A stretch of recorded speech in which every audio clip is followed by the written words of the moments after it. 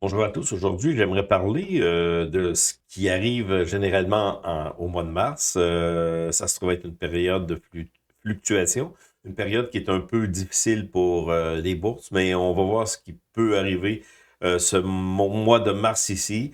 Comme je vous avais dit dans une précédente vidéo, je pense, c'est pas moi qui décide des règles du marché, mais avec les indications qu'on a dans le passé, qui se trouve être la saisonnalité, je pense que l'or et l'argent, ben, mars et avril, je vous en avais fait la démonstration. Je pense que ça va être une période quand même bien, là, qu'on pourra avoir une vague à la hausse. Et les marchés, généralement, au mois de mars, comme au mois de septembre, mois d'août aussi, là, septembre, là, on dégringole vraiment. Là, donc, je pense qu'il faut être au fait de ces réalités-là.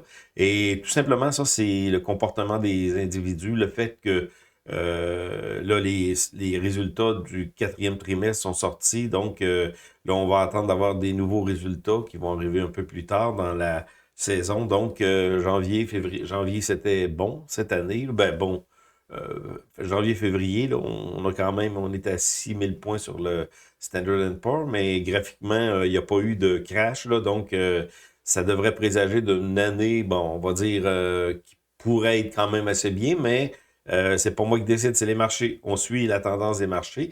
Et c'est sûr que là, en ce moment, on se trouve à avoir des marchés qui paraissent en tout cas vraiment surévalués. Mais on va regarder ça. Moi, ce que je voudrais faire tout simplement aujourd'hui, ben, on va dire, on va parler un peu d'or. Peut-être que je ne focuserai pas là-dessus. Là. Je peux peut-être simplement vous montrer où est-ce qu'on en est tout à l'heure. On regardera ça sur les graphiques. Là. Parce que là, c'est ça. Si l'or n'est pas dans une bonne... que les indicateurs, là, techniques, je parle, vraiment techniques, nous donnent pas nécessairement un billet en faveur de l'or, d'achat d'or, ben là, d'or et d'argent et des métaux précieux, ben là, on peut attendre, mais dans le cas actuel, ça semble être ça. On va voir. Mars, avril, habituellement, c'est bon. Donc, ce qu'on va comment ben, on va regarder tout simplement, j'ai placé tout ça sur mon site boursetechnique.com. Donc, on va regarder, ben, là, c'est sûr, je vais regarder ça avec vous, là, comment on va procéder, parce que j'ai beaucoup de choses à vous parler. Ben là, on se trouve à voir le Fort Knox, là, qui se trouve à voir le l'Audi, là, qui va arriver probablement très bientôt. On en parle beaucoup, beaucoup. Et j'avais pas l'information, j'ai fouillé un peu. Dans le fond, c'est 8000 tonnes qu'on a en tout, là, aux États-Unis, qu'on aurait en tout aux États-Unis, là, d'or, la réserve d'or américaine, là, à 42 l'once. Donc, ça pourrait être, si on a le compte, là, on va réévaluer ça au prix actuel de l'or. Donc, puis si on veut comme couvrir la dette, ben là, on réévaluerait ça à ben, vraiment beaucoup plus que 2900 mais on va voir, là, je ne vais pas spéculer là-dessus. Donc, l'Audi va avoir lieu, je ne sais pas quand, mais c'est clair, là, ben, Trump l'a dit, puis Elon Musk aussi l'a dit, sous bon, on dit pression, c'est pas une pression, mais de Rand Paul, le fils de Ron Paul. Donc, oui, l'Audi s'en vient. Là, il y a des documents qui sortent aujourd'hui au niveau des victimes là, de Epstein, le pédophile, là, qui, paraît-il, s'est suicidé en prison. En tout cas, ça sort aujourd'hui. Trump a décidé de sortir ça. Ça va être assez important de suivre ça, là, mais je ne vais pas focuser là-dessus parce que j'ai beaucoup de choses à vous parler.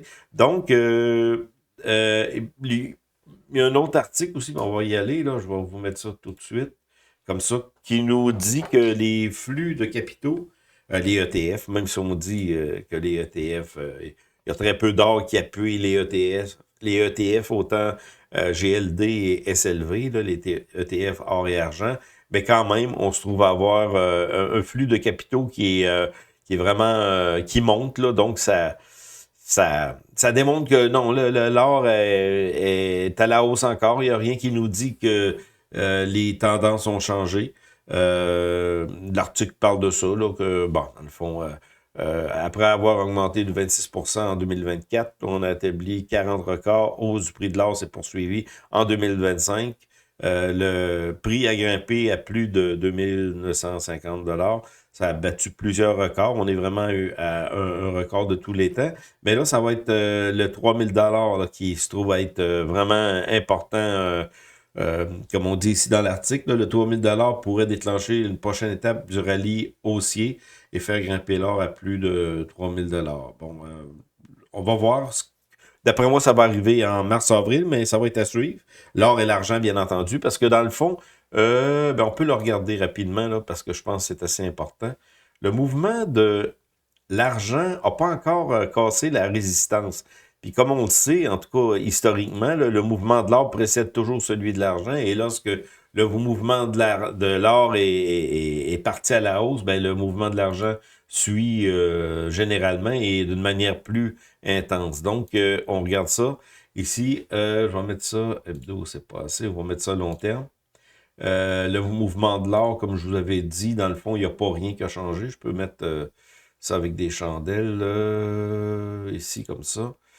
Le mouvement de l'or, il n'y a rien qui a changé. Là, on est encore à la hausse. Là. On avait eu un creux ici, on continue, on poursuit le mouvement à la hausse. Donc, ça, c'est le fameux 3000 $ qui se trouve être ici, là, 2074, 3000 $. Bon, si on casse ça, d'après moi, ça devrait arriver mars-avril. Donc, le mouvement va se poursuivre à la hausse. On peut, en chemin, là, avoir des corrections parce qu'on a eu un mouvement très important depuis novembre 2023. Ça fait quand même un an, et un petit peu plus qu'un an.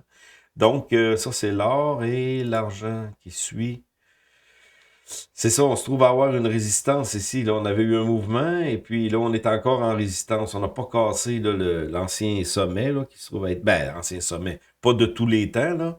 De tous les temps, ça se trouve être ici en 2000... 2011, là, le sommet de tous les temps, 48, 49 $, presque 50 $. Mais là, on n'a pas encore... on a une bonne résistance ici. Là, donc, si le mouvement de l'or continue sa course, ben, le mouvement de l'argent va suivre lui aussi. Donc, c'est ça que je voulais vous montrer. Donc, c'est ça. Il y a beaucoup de capitaux et même d'achats physiques d'or et d'argent qui en ce moment, il y a beaucoup d'acheteurs. Là. Donc, on a beaucoup confiance. Et c'est un peu ça que je veux vous parler aujourd'hui. En ce moment, on se trouve, c'est un autre article là, que j'ai posté qui vient de Real Investment. Là, très bon site, là, mais quand même souvent, c'est pour vendre le bébel, mais c'est quand même bien. Là. Ce qu'on dit que en ce moment, les analystes sont très, très, très optimistes. Ça présage peut-être qu'une crainte de revirement ou en tout cas du surplace. Mais en 2000, c'est ce qui est arrivé. Moi, je me souviens encore au niveau des technologies, là, c'est l'IA, que ça a un peu craché les derniers temps. J'avais une action BBAI que j'ai vendue à profit, mais je pensais que le mouvement aurait continué, mais non. C'est ça, l'IA, là, il y a de la consolidation, on va voir ce qui va arriver. Puis c'est sûr qu'il y a des gros joueurs qui vont demeurer. Mais on corrige en ce moment. Là. Donc, le mouvement, lui, si on repart à la hausse, comme c'est arrivé en 2000, au niveau des technologies, c'est l'IA, là, ben là, on pourrait avoir une folie là, haussière. Ça va être à suivre. Mais pour le moment, on est en correction. Même l'action de Tesla, là, on n'a pas le temps d'aller voir ça. Non, je pense... on va aller le voir. L'action de Tesla aussi, c'est en correction. Là. J'ai mis toutes les actions que j'ai achetées puis que j'ai vendues, pas toutes, là, parce que dans le fond, il y en a d'autres. Là. Mais je regarde ça, là. Joby Aviation, j'ai possédé ça. Il a fait du surplace, je l'ai vendu.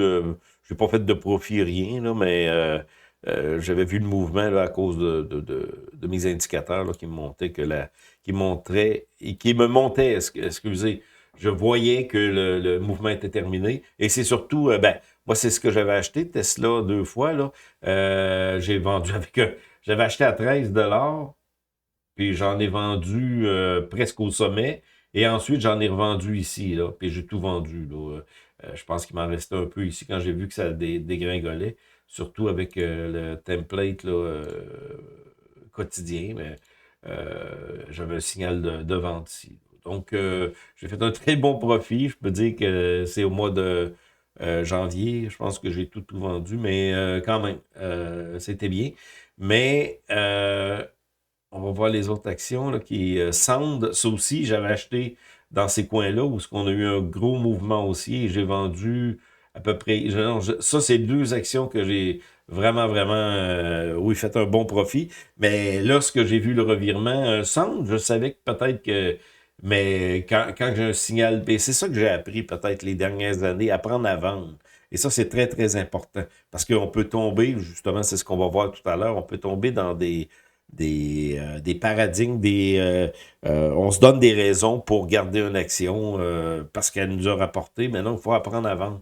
Et ça, c'est très, très important. Donc, moi, je regarde au niveau quotidien, là, je me suis mis des indicateurs là, qui me donnent des signaux d'achat, signaux de vente. Donc, je suis ça, puis je me casse pas trop la tête. Donc, lui, je pensais, BBAI, là, je pensais qu'il me montrait un peu plus, mais non. Je l'avais acheté à 4,20. Je l'avais acheté ici, je pense, 4,20. Puis là, il a fait ça. Il m'a pas dit nécessairement de vente. Puis je l'ai revendu pas au sommet, là, malheureusement. Là. Mais j'ai attendu. Je l'avais vendu un peu proche du sommet, peut-être à 9 $. Et puis ensuite, je me suis fait un peu avoir, là, mais j'ai pas perdu globalement parce que j'ai vendu plus cher. Mais c'est pas ça l'idée. L'idée, c'est d'apprendre à vendre. Lorsqu'on a fait un profit, mais de savoir quand vendre, c'est un art, puis c'est beaucoup de psychologie aussi. Puis je vais vous le dire, là, des erreurs, là, on en fait tout le temps, tout le temps. À la bourse, là, des erreurs, il ne faut pas pleurnicher si on a fait des erreurs, on en fait tout le temps. C'est toujours une revision d'erreurs, de comportement. On regarde notre comportement nous-mêmes quand on apprend à se connaître un peu plus, on a moins de stress. Là, en ce moment, je suis rentré dans beaucoup, beaucoup de titres orifères et argentifères. J'ai encore, regardez ça, c'est une autre action qui se trouve être Palantir Technologies, où on a eu une très, très haute hausse. Là, on est en correction. On va voir ce qui va arriver. Peut-être du surplace pendant un petit bout. Et c'est Tesla que je voulais vous montrer, là, parce que dans le fond, là, on boude un peu les véhicules Tesla à cause d'Elon Musk, à cause de Dodge, là, au niveau mondial. Là. Donc, les ventes ont beaucoup, beaucoup chuté et l'action suit le mouvement des ventes. Donc, c'est ça. On se trouve être ici avec Tesla. Ça va pas trop bien, mais c'est ça. Il faut apprendre à vendre dans le bon temps et c'est ça qui est difficile. Et euh, je vais vous montrer, avant de passer là, à l'article là, proprement dit que je voudrais vous parler. Ça se trouve être, c'est pas moi. J'ai pris ça sur le site Stock Chart.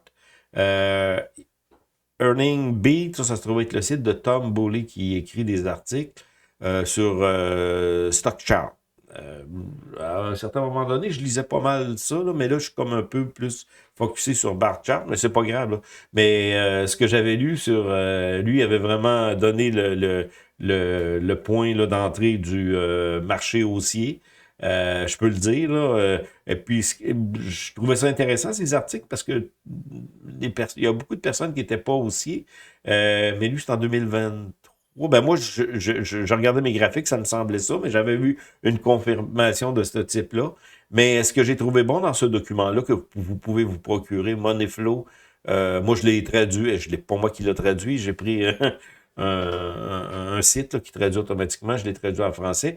Et c'est surtout je dis la saisonnalité, c'est des statistiques. Là, depuis 1950, là, quand est-ce qu'on a les meilleurs temps pour acheter? Ça se trouve. Ben, on va commencer par euh, le groupe premier. C'est plus loin un peu, peut-être. C'est celui-là, si je peux le trouver. Ah, c'est ça ici. Bon, il explique là-dedans, là, qu'est-ce qui se passe au niveau de la bourse, au niveau des tendances, parce qu'on est des humains, et puis on a, lorsque les résultats sortent, puis il y a beaucoup d'acheteurs, ben on suit le troupeau, puis on est des troupeaux, dans le fond, on suit le troupeau d'acheteurs, puis c'est là qu'on peut faire des profits, et quand ça commence à vendre, ben là, on suit encore le troupeau, mais on peut aller dans des excès de montée, des excès de descente. Et puis ça, ce que ça l'explique tout simplement, pour moi, j'ai trouvé ça vraiment, vraiment bien pour moi, là, parce que ça m'a un peu situé au niveau de la saisonnalité que j'utilisais pas beaucoup, mais là, ben, c'est Tim Bowley, là, je peux dire là, que ça m'a vraiment, vraiment aidé. On va regarder ça. Les quarts, ça marche par 4 quarts, dans le fond, au niveau annuel. Là. Puis, je vous le dis, c'est pas fixé dans le béton. Là. On peut avoir quand même des années que c'est pas ça nécessairement, mais la saisonnalité, c'est quand même très, très bien pour c'est une des approches, en tout cas, qui nous aide à prendre des décisions. On va commencer par... on va commencer par ce qui est arrivé encore cette année. Euh, euh, Habituellement, ça marche par corps. Le corps 1, corps 2, corps 3, corps 4. L'année est divisée en 4 parties, comme vous le savez, et puis c'est là qu'on sort les résultats, tout ça. Et puis, on va commencer par janvier. Habituellement, parce que je voulais parler de décembre, habituellement, novembre, décembre, c'est des très, très bons mois, parce que octobre, même si on a eu des crashs historiquement, depuis 1950, le mois de octobre, là, septembre, on a le creux. Octobre, on revire, le mois d'octobre, novembre, décembre. Et c'est encore le cas cette année. Moi, je suis réentré en octobre, excusez, là, j'ai mes dates, là, tout ça, à mi-fin octobre. J'avais peur un peu des élections, du résultat des élections, puis j'avais tout sorti en août, j'ai checké mes affaires. Mais je suis rentré en septembre-octobre. Octobre, excusez, c'est mi-octobre. Là. Ici, c'est là que j'ai acheté, par exemple, ce que je vous disais, Tesla, ainsi de suite. Tesla, surtout Sand, AI là, et Tesla, ça, c'est deux titres qui m'ont beaucoup, beaucoup rapporté. Et j'ai acheté là parce que je voyais le volume très, très impressionnant, où on avait beaucoup d'acheteurs. Donc, habituellement, septembre, c'est le creux. Octobre, c'est bon. La mi-fin octobre. Novembre, c'est bon. Décembre, c'est le rallye du Santa Claus qu'on appelle. Là. Et janvier, habituellement, c'est bon aussi. Regardez, là, on est mi-octobre, novembre, décembre. C'est des quarts. Hein? Octobre, novembre, décembre, c'est un quart de l'année. Là. Et puis ensuite, on a janvier, février, mars, creux. Avril, mai, c'est habituellement, c'est plus bas. Juin, avril, mai, juin. Juillet ou septembre, très mauvais. Octobre, novembre, décembre, on s'en va en montant. Donc, si on utilise ces outils-là, je vais vous dire, là, c'est wow, c'est vraiment bien. Et puis, on a plus que ça. Ça, c'est annuel, là, où on a les résultats d'entreprise qui sortent toujours ici, là, mettons le quart 4, le quatrième semestre, là, ça sort ici en janvier, février, là, habituellement. Donc, c'est ça. Et puis, ici, à peu près, parce que ça, c'est 3 mois. 3 mois, 3 mois, 3 mois. OK, bon, vous comprenez le principe. Donc, ça aide beaucoup. C'est pour ça que moi, ce que je prétends, sans être un génie, le mois de mars, c'est toujours un peu moins bon. Malgré que, regardez, c'est les creux sont là. J'ai regardé sur des graphiques long terme, et oui, effectivement, mars, on a souvent un creux. On a souvent avril, mai, juin, on a un creux. Juillet ou septembre, c'est très mauvais. D'habitude, on commence à avoir le creux, et septembre, c'est le creux total. Donc, ça nous aide à nous situer. Et puis, on a la même chose au niveau du jour. Je vous invite à télécharger le document. C'est gratuit, puis ça aide à avoir une perspective un peu... c'est la même chose. Là. Au niveau d'un mois, là, depuis 1950, là, les débuts de mois, habituellement, sont bons. Ensuite, 7, 8e, 9e, c'est moins bon. Dans le milieu du mois, 15, 16. Il explique tout ça. C'est au niveau des salaires aux États-Unis. En tout cas, c'est très logique. Puis en fin du mois, habituellement, on a une montée et au début, on revient. Donc, c'est des outils qui peuvent vraiment aider à quand acheter, quand vendre, tout ça. C'est pas absolu, mais ça nous aide quand même à déterminer ça. Et au niveau de l'or et de l'argent, des métaux précieux, comme je vous l'ai dit, je ne reviendrai pas là-dessus, c'est la saisonnalité qui me permet de croire qu'on pourrait avoir un bon mois de mars et avril. Moi, je suis quasiment tout investi dans les minières. Là. Je ne sais pas ce qui va arriver, mais oui, j'ai investi presque tout dans les minières en ce moment. Minières d'or et d'argent, pour l'instant. J'ai gardé un peu de titres là, à d'autres niveaux, mais... Et puis là, pour terminer, c'est ça que je voulais voir avec vous, l'économie comportementale. C'est facile d'avoir des petits graphiques, même fondamentalement avoir des informations sur les entreprises. Cependant, la chose la plus importante, c'est le premier ennemi qu'on a, en fin du compte, c'est nous. C'est nous-mêmes. Là. Parce que dans le fond, on se ment souvent, on achète une action.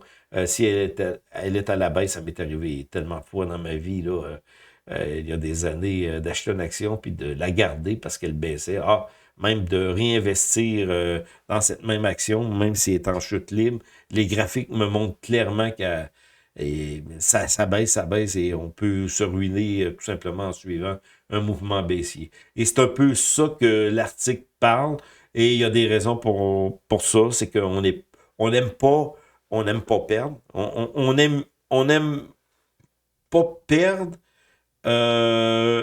et gagner, on n'est pas habitué de gagner. C'est aussi simple que ça. C'est un peu ça, là, la psychologie des marchés. On n'est pas habitué de gagner. Lorsqu'on gagne, on est comme euphorique et là, on veut pas perdre rien. Donc, mais la perte n'est pas intégrée de la même manière. Donc, l'économie comportementale, excusez, étudie la psychologie individuelle et collective en relation avec les théories économiques des marchés traditionnels. L'objectif est de mieux comprendre comment les individus prennent des décisions d'investissement. Ça, c'est blabla. L'économie traditionnelle, la plupart des théories de marché, part du principe que les individus sont rationnels. Et c'est complètement faux, là. On n'est pas rationnel à la bourse. C'est sûr que si on regarde les graphiques, tout ça, c'est facile de faire des pronostics, mais lorsqu'on est dans le marché avec vraiment de l'argent réel, qu'on investit, qu'on a travaillé pour, on met ça sur le marché, la rationalité tombe. Là. Donc, de plus, bon, l'économie comportementale reconnaît que les humains sont irrationnels et souvent influencés par des biais cognitifs, des émotions qui vont souvent à l'encontre de leurs intérêts. Comme je vous ai dit, on n'aime pas perdre, donc lorsqu'on perd, on capote, et ce qu'on veut tout simplement, c'est se reprendre.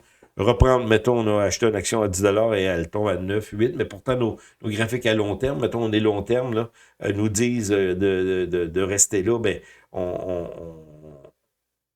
peut prendre des mauvaises décisions uniquement parce qu'on perd. On peut tout vendre à 8 alors que le graphique nous montre que le long terme nous indique que ça va continuer. Il y a eu beaucoup d'acheteurs qui sont rentrés. La même chose lorsque j'ai acheté du Tesla à 13 ensuite il est tombé à 11, mais je n'ai pas paniqué. J'avais vu le grand volume d'acheteurs, donc je me disais ça va continuer. Et puis, je peux vous dire qu'à ce niveau-là, la saisonnalité m'a beaucoup, beaucoup aidé. Ce que je prévois, regardez, là, prenez-en puis laissez-en. Là. Moi, ce que je prévois, qu'on va avoir un marché, les métaux précieux mars, avril. On va voir comment que ça va s'ajuster. Là.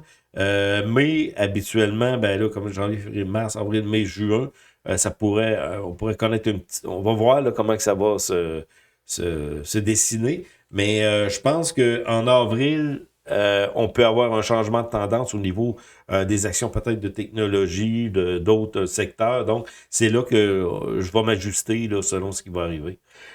Bon, concept, blabla. Là, il parle d'économistes qui parlent de ça, justement, la manière qu'on pense là, face au marché.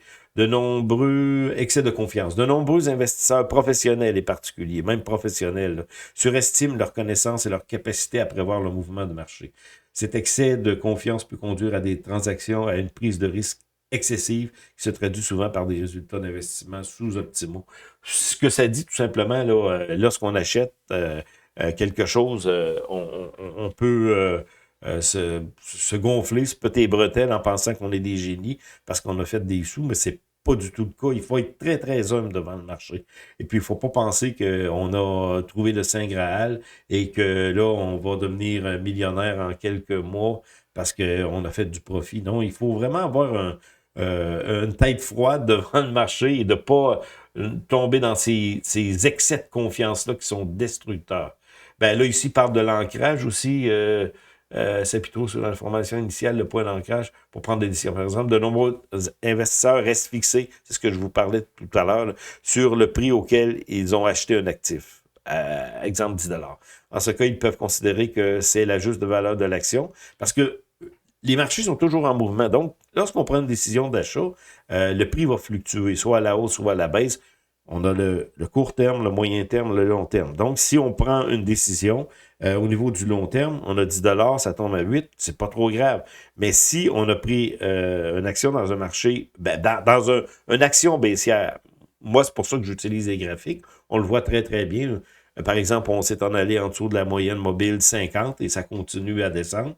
ben là, il faut vendre, faut absorber nos pertes puis continuer à chercher d'autres actions qui... Mais lorsqu'on a payé 10 et qu'on est tombé à 8 et on voit que ça continue 7, 6, on veut, dans notre tête, on va dire, OK, lorsque l'action va remonter à 10 là, je la vendrai. C'est une mauvaise manière. Non, non, si l'action chute, mais on voit que techniquement, c'est terminé, ben, il faut prendre nos pertes et passer à d'autres choses. Donc, excès de confiance. Comportement du troupeau, ben ça, vous le connaissez, c'est que lorsque tout le monde achète, ben tout le monde achète. Puis ça, c'est intéressant parce que dans le fond, ben les médias, ils parlent un peu, s'appliquent nombreux acteurs des médias financiers. Est-ce que les médias ont toujours raison? Non, eux autres, tout ce qu'ils veulent vendre, tout ça, les médias financiers, c'est vendre leur salade, tout simplement, pour faire vivre leur business, là, de dire telle action, telle action. Non, c'est pas comme ça qu'on doit fixer nos manières d'acheter. On doit tout simplement se détacher de ces médias-là. Moi, les médias financiers, je regarde ça par intérêt, mais de manière très, très détachée. Mais souvent, ils peuvent, par exemple, s'il y a beaucoup, beaucoup d'entrées dans un titre, oui, les médias peuvent faire en sorte que tout le monde achète en même temps. C'est arrivé avec le BBAI, là, le titre, là. Et là, tout le monde en parlait, donc les acheteurs avaient tout acheté, puis là c'est à la baisse. Il a monté jusqu'à 10 là, il était à 5, 6 puis il va continuer ou rester stable, puis s'il retourne, ben peut-être j'embarquerai dedans. Donc, le comportement du troupeau, c'est la même chose au niveau des crashs, des bulles et des crashs. Lorsqu'une bulle, là, en ce moment, on est vraiment... ça monte, ça monte, ça monte. On ne sait pas quand ça va arrêter, mais il ne faut jamais penser qu'on peut trouver des sommets ou des creux. Ça monte toujours ou ça descend toujours plus que ce qu'on pense. Donc, c'est l'émotion qui fait monter les prix. Tout le monde parle qu'il faut être à la bourse. En ce moment, ça se parle beaucoup. Beaucoup de personnes disent qu'il faut être dans le marché. Donc, ça me fait un peu peur, je vous avoue. Là. Je vois les indices qui continuent à monter. Ça me fait peur. Je commence à avoir un peu peur, là, parce que dans le fond, là, ça... Mais j'irai pas prévoir, comme plusieurs depuis 10 ans, pourraient prévoir un crash. Il va en arriver un, à un certain moment donné, un crash, mais il faut attendre. Il faut attendre que ça soit clair. Bon, c'est ça. Bon, là, ici, éviter les transactions excessives. Personne n'est plus intelligent que M. Marquette. Ça, c'est clair. C'est ça que je vous dis, d'avoir une attitude d'humilité. L'excès de confiance peut produire, effectuer des transactions plus fréquentes que ce qui est optimal. Donc, par conséquent, plus vous effectuez des transactions, plus vous avez de chances de vous faire avoir par M. Marquette. Donc, on se trouve un système, puis on reste dans notre système qu'on a trouvé qui nous convient. Là. Si vous êtes investisseur court terme, moyen terme ou long terme, ben vous regardez vos indicateurs puis vous suivez ça d'une manière très stricte. Puis de cette manière-là, ça peut vous aider justement à pas faire de transactions qui vont être perdantes. Mais il y a une chose qu'il faut se dire, il faut apprendre à perdre. Là. Et puis ça arrive tout le temps. Là. Soit que apprendre à perdre ou apprendre voir qu'on a pris des mauvaises décisions, c'est tout le temps. Là. Faut pas penser qu'on devient des génies, qu'on se trompe jamais. Non, c'est le contraire. On se trompe tout le temps. Tout le temps, tout le temps. Ah, ça, j'ai acheté ça, c'est pas bon. Je perds. Mais il faut savoir sortir dans le bon temps. Ça, c'est très, très important. Et si vous avez fait un bon profit, c'est pas nécessairement le temps de vendre. C'est ça qu'il faut comprendre aussi. C'est pas parce que vous avez fait un profit qu'il faut que vous vendiez. Là. Si vos indicateurs, vous avez trouvé un système technique, moi, bien entendu, c'est de ça que je vous parle, un système technique, là, peu importe les indicateurs, les moyennes mobiles. Ben, les moyennes mobiles de base, c'est pas compliqué, c'est les moyennes 20-50. Croisement des moyennes mobiles, c'est ce qui est le plus utilisé pour du moyen terme, 20-50. À la hausse, on achète. Puis lorsque ça commence les autres indicateurs peuvent te donner un peu voir à l'avance ce qui va arriver. Donc, et la moyenne mobile 200, c'est la plus importante. Et il faut que ce soit le prix au-dessus de la moyenne mobile 200 en allant vers la hausse. Ça, c'est les bases. Là. Tout le monde se sert de ça. Donc, tout le monde utilise à peu près la même technique. Je parle les grands fonds. Donc, là-dessus, on ne se trompe pas beaucoup si on est avec une action haussière, dans un marché haussier. Donc, c'est ce que je voulais vous parler. C'était important d'avoir des comportements qui ne sont pas soit trop euphorique, soit trop négatif non plus. Il faut être dans le marché lorsqu'on pense qu'on va avoir une montée à cause de nos indicateurs techniques. Et s'il faut sortir, ben, il faut apprendre à sortir aussi. C'est ce que je voulais vous parler un peu aujourd'hui. Donc, c'est un peu ça. Là, on va suivre février se termine. Comme je vous dis, je pense que ben, le mouvement de l'or, donc l'argent devrait suivre et les minières aussi devraient suivre. Mais on va voir. Moi, je pense que ça va monter, mais on verra. Puis si je me plante, ben, je me planterai, je sortirai à temps. Mais je pense que les indicateurs sont clairs, là. On a un beau mouvement qui s'en vient. On va suivre ça. Et puis, on va se revoir très bientôt pour de nouvelles vidéos.